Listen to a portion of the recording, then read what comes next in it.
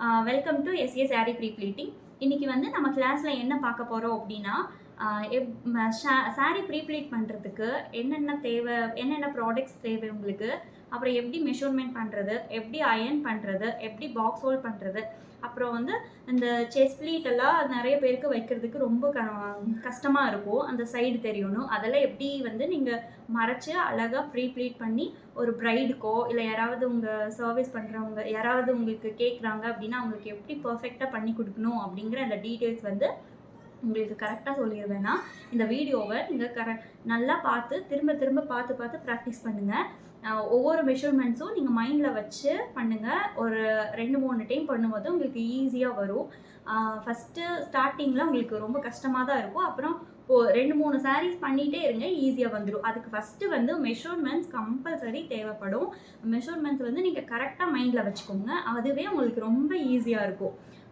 அதுக்கு என்னென்ன தேவைன்னு பார்த்துக்கலாம். ஃபஸ்ட்டு அதுக்கு வந்து 2 கிளிப்ஸ், இந்த மாதிரி சாரீ கிளிப்புன்னு கேட்டால் கொடுப்பாங்க. இந்த ஃபேன்சி ஸ்டோர்லலாம் இருக்கும், வாங்கிக்கோங்க. இப்போதைக்கு நான் வந்து இப்போ தான் கிளாஸ் ஸ்டார்ட் பண்ணியிருக்கேன், இப்போ தான் வந்து நான் கற்றுக்க போகிறேன். அப்படின்னா உங்கள் வீட்டில் இருக்கிற அந்த கேச்சிங் கிளிப் இருக்கும் இல்லையா, அதை வச்சு கூட நீங்கள் கற்றுக்கலாம் இப்போதைக்கு. அப்புறம் ஒரு டேபிள் வேணும். அயர்னிங் டேபிள் இல்லைன்னா பரவாயில்ல, உங்கள் வீட்டில் இருக்கிற டைனிங் டேபிள் யூஸ் பண்ணிக்கலாம், இல்லைன்னா கம்ப்யூட்டர் டேபிள் யூஸ் பண்ணிக்கலாம். இல்லை என்கிட்ட டேபிளே இல்லை அப்படின்னா நீங்கள் வந்து தரையில் கூட ஒரு பெட்ஷீட் போட்டு நீங்கள் அயர்ன் பண்ணிக்கலாம். அப்புறம் ப்ளீட் பண்ணுறது நான் உங்களுக்கு எப்படி ப்ளீட்ஸ் எல்லாம் அரேஞ்ச் பண்ணணுங்கிற ட்ரிக்ஸ் வந்து நான் உங்களுக்கு சொல்லிக் கொடுப்பேன். அப்புறம் வந்து பின் ஊசி வேணும். அதுக்கு வந்து சைஸ் வந்து 2 சைஸில் வேணும் உங்களுக்கு. இந்த மாதிரி கொஞ்சம் பெருசான சைஸும் அப்புறம் கொஞ்சம் ஸ்மால் சைஸும் உங்களுக்கு வேணும். இந்த 2 பின் ஊசி வந்து கொஞ்சம் எடுத்து வச்சுக்கோங்க. அப்புறம் வந்து நம்மளுக்கு வந்து ஸ்டீம் அயர்ன் பாக்ஸு.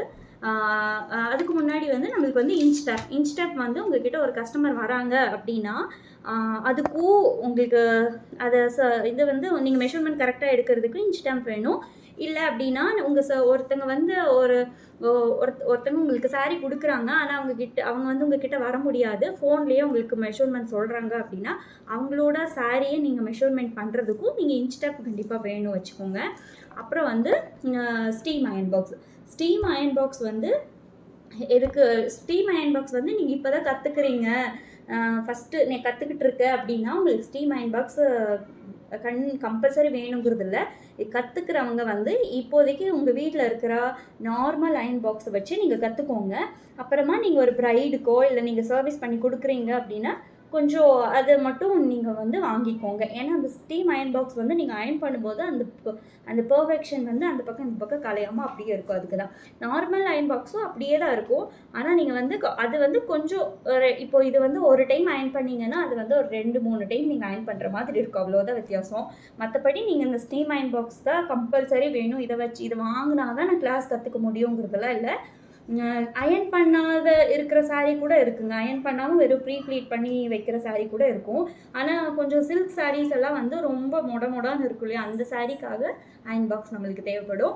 அதுக்கு நீங்கள் நார்மல் அயர்ன் பாக்ஸே வச்சு நீங்கள் கொஞ்சம் நாளைக்கு கற்றுக்கோங்க, அப்புறமா கூட வாங்கிக்கலாம். ஓகேங்களா? இப்போ வந்து நம்ம வந்து எப்படி மெஷர்மெண்ட்ஸ் எடுக்கணும் ஒவ்வொருத்தங்களுக்கும் அப்படின்னு சொல்லிடுறேன். இப்போ உங்களுக்கு எடுக்கணும், இல்லை உங்கள் பக்கத்தில் இருக்கிறவங்களுக்கு எடுக்கணும், உங்கள் நெய்பர்ஸ்க்கு எடுக்கணும், உங்கள் ஃப்ரெண்ட்ஸ்க்கு எடுக்கணும்னா நம்ம ஈஸியாக எடுத்துக்கலாம். அவங்கள கூப்பிட்டு வச்சு என்னென்ன பண்ணணும்னு சொல்கிறேன் ஃபஸ்ட்டு. அதுக்கு முன்னாடி வந்து என்னென்ன சைஸ்க்கு எவ்வளோ ஃப்ளீட்ஸ் வைக்கணும்னு மட்டும் நான் சொல்லிடுறேங்க உங்களுக்கு. நம்ம ஃபஸ்ட்டு வந்து பல்லு ஃப்ளீட்ஸ் பார்த்துக்கலாம். இப்போது உங்கள் ஒரு கஸ்டமர் வந்து உங்களுக்கு ஃபோனில் சொல்கிறாங்க அப்படின்னா அவங்களோட என்னென்ன சைஸ் நீங்கள் கேட்கணும் அப்படின்னா ஃபஸ்ட்டு வந்து அவங்களோட ப்ரெஸ்ட் சைஸ் கேட்கணும். அதை கேட்டுக்கோங்க, அப்போ தான் பல்லு ஃப்ளீட்ஸு செஸ்ட் ஃப்ளீட் நமக்கு வைக்கிறதுக்கு ஈஸியாக இருக்கும். ஃபஸ்ட்டு வந்து பல்லு ஃப்ளீட்ஸு, அதுக்கு வந்து ப்ரெஸ்ட் சைஸ் கேட்டுக்கோங்க. செகண்ட் வந்து நம்மளோட ஹிப் சைஸ் கேட்டுக்கோங்க, அவங்களோட ஹிப் சைஸ் கேட்டுக்கோங்க. தேர்ட் ஒன் வந்து அவங்களோட ஹைட் எவ்வளோ இருக்காங்க அப்படின்னு நீங்கள் கேட்டுக்கோங்க. அவ்வளோதான். இது மட்டும் நீங்கள் கஸ்டமர் கிட்ட கேட்டுக்கோங்க. வந்து நம்ம மெஷர்மெண்ட் பற்றி பார்த்துக்கலாம். எந்தெந்த சைஸ்க்கு என்னென்ன மாதிரி மெஷர்மெண்ட் எடுக்கணும் அப்படின்னு சொல்கிறேன். இப்போ வந்து ஒரு கஸ்டமர் உங்ககிட்ட வந்தாங்க அப்படின்னா அவங்களுக்கு வந்து எவ்வளோ ஃப்ளீட்ஸ் வந்து உங்களோட பல்லு ஃப்ளீட்டில் வைக்கலாம், சென்டர் ஃப்ளீட்டில் வைக்கலான்னு உங்களுக்கு சொல்லிடுறேன். அவங்க கிட்ட வந்து நீங்கள் ப்ரெஷ் சைஸ் கேட்குறீங்க அப்படின்னா அவங்க வந்து 28 எக்ஸஸ் சைஸில் இருந்தாங்க அப்படின்னா அவங்களுக்கு வந்து 13லேருந்து 12 வரைக்கும் ஃப்ளீட்ஸ் வைக்கலாம். இல்லை எஸ் சைஸில் இருந்தாங்க 30 சைஸில் இருந்தாங்க அப்படின்னா அவங்களுக்கு வந்து 12, 11 கூட வச்சுக்கலாம். 11லேருந்து 12 வச்சுக்கோங்க. அப்புறம் மீடியம் சைஸில் இருந்தாங்க, ஐ மீன் 32 சைஸில் இருந்தாங்க அப்படின்னா அவங்களுக்கு வந்து நீங்கள் வந்து 10 வச்சுக்கலாம். 10, 11 கூட வச்சுக்கலாம் மீடியம் சைஸ்க்கு. இதே எல் சைஸில் இருந்தாங்க அப்படின்னா அவங்களுக்கு 9, 8 வைக்கலாம். அப்புறம் எக்ஸல் சைஸில் இருந்தாங்க அப்படின்னா அவங்களுக்கு வந்து நீங்கள் வந்து என்ன வைக்கிறீங்கன்னா எக்ஸல்னா நீங்கள் 8 இல்லைன்னா 7 வச்சுக்கலாம். 8 வச்சுக்கலாம்.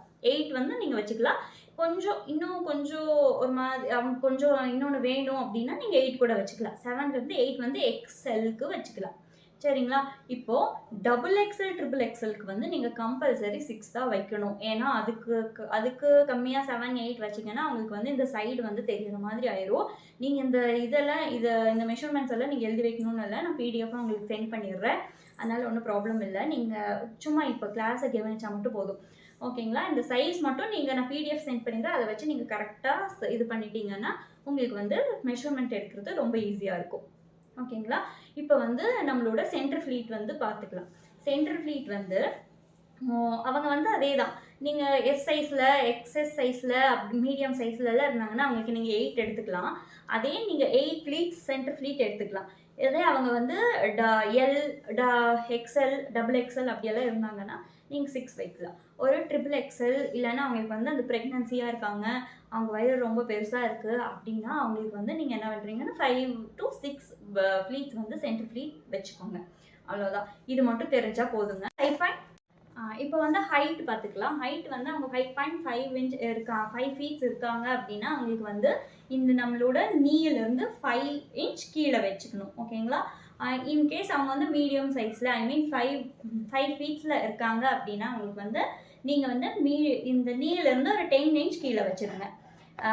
இல்லைன்னா ஆங்கிள் லென்த் இருந்து ஒரு 5 inch மேலே வச்சுருங்க. இதே நீங்கள் ப்ரைடுக்கு எடுக்கிறீங்கன்னா கம்பல்சரி நீங்கள் வந்து ஆங்கிள் லென்த்லேருந்து ஒரு 5 inch கம்பல்சரி மேலே இருக்கணும். அந்த மாதிரி தான் நீங்கள் ஆங்கிள் லென்த்தை இது பண்ணி வச்சுக்கோங்க. ஆங்கிள் லென்த்லேருந்து 5 inch மேலே இருக்கிற மாதிரி வச்சுக்கோங்க. ஓகேங்களா? வாங்க இப்போது நம்ம வந்து சாரியை வச்சு அவங்க கொடுத்த சைஸையும் சாரியும் வச்சு நம்ம எப்படி மெஷர்மெண்ட் பண்ணணும் அப்படின்னு பார்த்துக்கலாம். இது வந்து ரொம்ப மொடன்னு இருக்கிற அந்த சில்க் சாரீ தான் எடுத்திருக்கேன். அப்போ தான் உங்களுக்கு ஈஸியாக இருக்கும் நான் எப்படி அயர்ன் பண்ணுறேன்னு பார்க்குறதுக்கு. அதுக்காக இது வந்து அவங்க வந்து எவ்வளோ ஹைட்டில் இருக்காங்க அப்படின்னு என் ஹைட்டில் தான் இருக்காங்க. ஓகேங்களா? 5.4 அந்த தான் இருக்காங்க. அதனால நான் வந்து ஆங்கிள் லென்த்லேருந்து ஒரு 5 inch மேலேயே ஹைட் வச்சுக்கிறேன். அப்புறம் இப்படி போட்டிங்கன்னா ஆங்கிள் லென்த்லேருந்து 5 inch மேலே வந்து நம்ம ஹைட் வச்சுக்கலாம். அங்கேருந்து நம்மளோட ஷோல்டர் இருக்கு இல்லையா, அந்த ஷோல்டரில் ஃபஸ்ட்டு பின், இதுதான் வந்து உங்களோட ஃபஸ்ட்டு பின். ஷோல்டரில் இருக்கிற பின் தான் உங்களோட ஃபஸ்ட் பின். வந்து நீங்கள் வந்து பின் பண்ணி இதுக்காக வச்சுக்கோங்க. உங்களோட பாருங்கள், இதுதான் ஷோல்டர் பின்னு. உங்களோட தெரிஞ்சுக்கணும்ல எங்கள் ஷோல்டர் பின்னில் ஒரு பின் பண்ணி வச்சுக்கோங்க. நீங்கள் வந்து அப்போ அயர்ன் பண்ணும்போது உங்களுக்கு ஈஸியாக இருக்கும் எது வரைக்கும் அயர்ன் பண்ணணும் அப்படின்னு. அப்புறம் நெக்ஸ்ட்டு வந்து சரி ஓகேங்க, இப்போ வந்து நம்மளோட ஷோல்டர் பின் பார்த்துட்டோம். ஷோல்டர் பின்லேருந்து அப்படியே நீங்கள் ஃப்ரண்ட் வந்துக்கோங்க. நம்மளோட ஃப்ரண்ட்டில் இப்படி நம்ம சுற்றுவோம் இல்லையா, அந்த சைடில் வந்துடுங்க. ஓகேங்களா? ஃபஸ்ட்டு இந்த சுற்றுற இடம் வந்து நீங்கள் இங்கெல்லாம் சுற்றக்கூடாது. உங்கள் கஸ்டமர் வந்தாலும் சொல்லிடுங்க, கரெக்டாக இந்த இடத்துல இருந்து தான் நீங்கள் சுற்றணும். கரெக்டாக நம்மளோட ரைட் சைடில் பெல்லி பட்டன்லேருந்து ஒரு 3 to 4 inch அங்கேருந்து தான் நம்மளோட சாரியை சுற்றணும். அப்போ தான் உங்களுக்கு வந்து கொஞ்சம் பெருசாக நிறைய மடிப்பு வரும். ஓகேங்களா? இப்போது கஸ்டமர் வந்து உங்ககிட்ட இது கொடுத்தாங்க, சாரியோட இது கொடுத்தாங்கன்னா நீங்கள் வந்து அந்த சென்டர் ஃப்ளீட் எப்படி வைக்கணும் அப்படின்னா இங்கே பாருங்க, அவங்க வந்து உங்களோட ஹிப் சைஸ் சொல்லியிருப்பாங்க. ஹிப் சைஸு இங்கேருந்து 1 inchலேருந்து எனக்கு கொடுத்த கஸ்டமரோட ஹிப் சைஸ் வந்து 40 சொன்னாங்க. ஓகேங்களா? 40 சொன்னாங்க. அவங்களுக்கு 40 இருக்குங்களா, 40லேருந்து நம்ம என்ன பண்ணோன்னா ஒரு 6 to 7 inch வரைக்கும் 7 inch வர்ற மாதிரி விட்டு அங்கே வந்து ஒரு பின் போட்டுக்கணும். ஓகேங்களா? பாருங்கள், நான் ஆல்ரெடி போட்டு வச்சுருக்கேன். பாருங்கள், புரியுதுங்களா? இந்த ஃபஸ்ட்டு முந்தி ஃப்ளீட்லேருந்து ஃபஸ்ட்டு சொருகிற ஃப்ளீட்லேருந்து அவங்களோட ஹிப்பை வந்து நீங்கள் மெஷர்மெண்ட் பண்ணிடுங்க. அது வந்து 40 வரும்.